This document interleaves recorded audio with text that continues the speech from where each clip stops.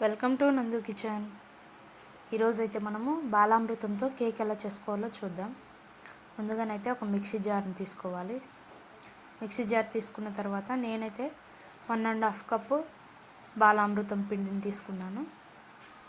ఇలా తీసుకున్న పిండిలోకి 3 టీ స్పూన్ల షుగర్ని తీసుకొని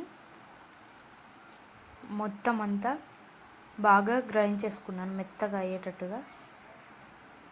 చూడండి, ఇలా తీసుకున్న ఈ మిశ్రమాన్ని ఒక బౌల్ తీసుకొని అందులో వేసుకోవాలి. చూడండి ఎంత మెత్తగా వచ్చిందో.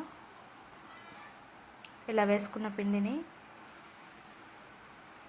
ఇలా వేసుకున్న తర్వాత ఆ పిండిలోకి 3 స్పూన్లు ఆయిల్ని తీసుకున్నాను, సన్ఫ్లవర్ ఆయిల్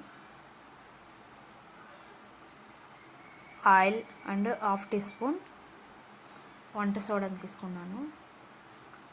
ఇలా తీసుకున్న తర్వాత చూడండి, ఈ విధంగా మొత్తం అంతా కలుపుకోవాలి.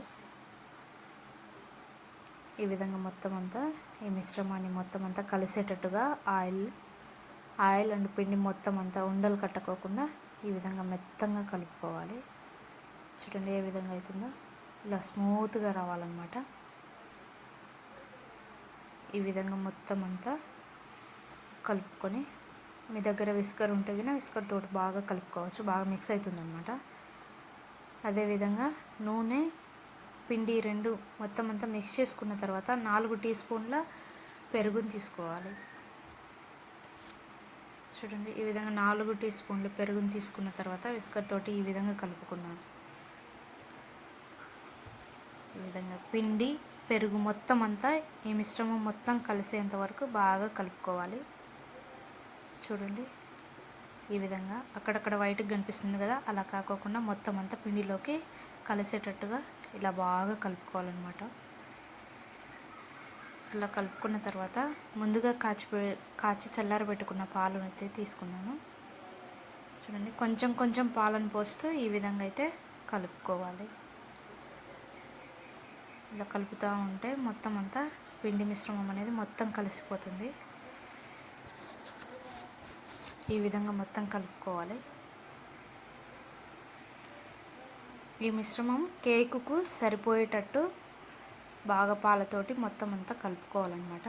చూడండి, ఈ టైపుగా వచ్చేటట్టు, రిబ్బన్ టైప్లో వచ్చేటట్టు కలుపుకున్న తర్వాత చూడండి, నేనైతే ఒక వైట్ పేపర్ని తీసుకొని దానికి 2 సైడ్స్ ఆయిల్ పట్టించి ఈ విధంగా బౌల్లో అయితే పెట్టుకుంటున్నాను.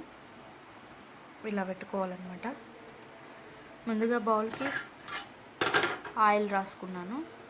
చూడండి, ఈ విధంగా అంతా బౌల్కి కవర్ చేసిన తర్వాత ఈ పేపర్ని మనం ఏదైతే పిండి మిశ్రమాన్ని కలుపుకున్నామో ఆ పిండి మిశ్రమాన్ని కొంచెం కొంచెంగా ఈ విధంగా బౌల్లో వేసి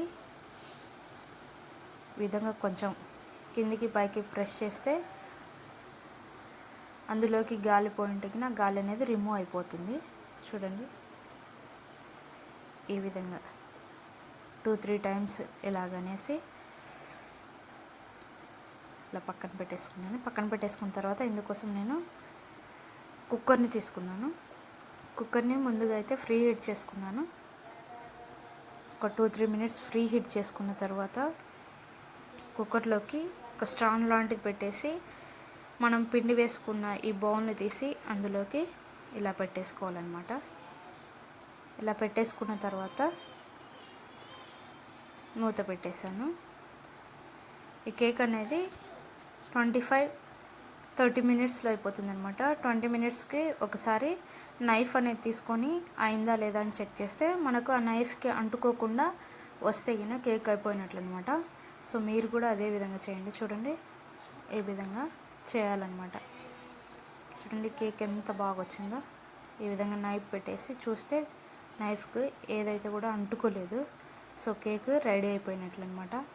చూడండి, చాలా పర్ఫెక్ట్గా వచ్చింది. మీరు కూడా ట్రై చేయండి. తప్పకుండా ఏ విధంగా వచ్చిందో నాకు కామెంట్ రూపంలో తెలియజేయండి. And thank you all. Please నా ఛానల్ని సబ్స్క్రైబ్ చేసి మీ ఫ్రెండ్స్ అండ్ ఫ్యామిలీకి షేర్ చేయండి. Thank you all.